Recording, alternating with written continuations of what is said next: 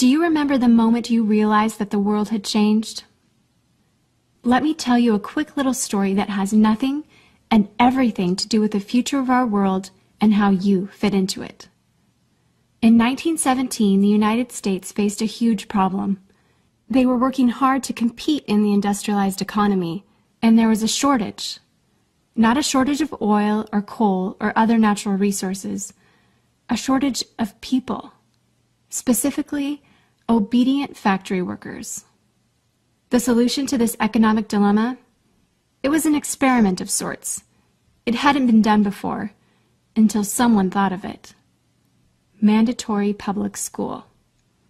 Unfortunately, the initial purpose of the United States public school system was not to inspire children or generate scholars. And it wasn't created for dreamers, people who color outside the lines, break the rules, and challenge the status quo. The public school system of the early 1900s was invented to create a nation full of adults who would obediently do their jobs in the factory assembly lines. Teaching kids to sit in straight rows and scheduling the entire day with the ringing of bells wasn't by chance. Punishing those who didn't conform was purposeful. These were the skills they would need to join the labor force. Intentional or not, this early method of turning dreamers into workers was an investment in the nation's economic future. And it worked. This then led to several generations of productive, fully employed workers. But it isn't working anymore. Why? Our economy has changed. We don't live in an industrialized economy anymore. We live in a connected economy. Right now, there are more users on Facebook than there were people on the planet 200 years ago. Technology has made it possible for us to connect with people, ideas, and information from anywhere in the world instantaneously. And as a result, our economies have expanded from localized towns and communities to the entire world. We have globalized trade in nearly every way. In the past, the obedient, do-what-you're-told without question people were rewarded for working hard and putting their dreams aside in order to toe the line. They were given well-paying jobs that led to long-term careers. They were guaranteed pensions, benefits, and the promise that they would always be taken care of. And they were. But that promise is gone for most of us today. Even if you have a white-collar job, the majority of white-collar workers are still working in a factory. Instead of operating a sewing machine or welding a widget, they now push pencils, type on keyboards, or process paperwork. It's still factory work because the entire focus of the day is spent on increasing productivity, which leaves little room for creativity, spontaneity, or individuality. The educated, hard-working masses are still doing what they're told, but they're no longer getting what they deserve. Even if you do everything you are told to do today, graduate from high school, go to college, get a degree, work hard in whatever job you can find, if you're lucky enough to find one, you're not guaranteed anything. Companies are being forced to change or die right now.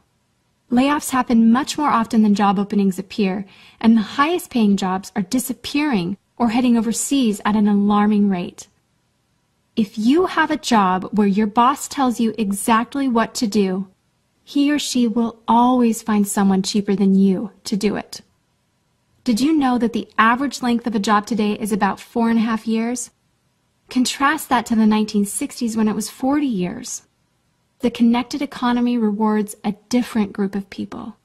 It rewards the people who see things differently, who don't conform, people who have ideas that no one else has, people who are willing to work hard but know that the old way of doing things is broken. The connected economy rewards you not for being a cog in the wheel of life, but for standing up and reaching out. The connected economy rewards the connectors.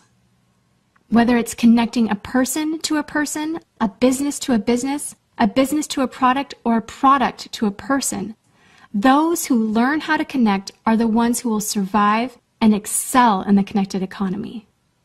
That is how the world has changed. It's not about to change. It already has. Things are different now, and they're not going back to the way they used to be.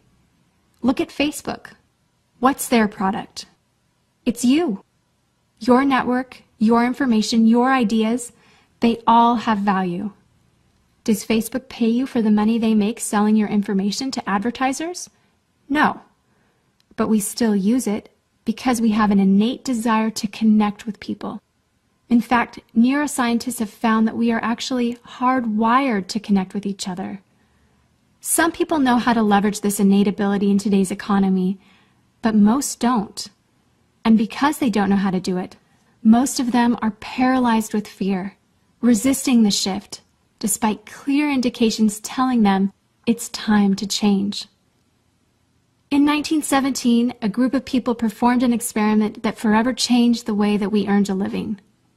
The world today is facing another huge problem. We're facing a shortage of our own.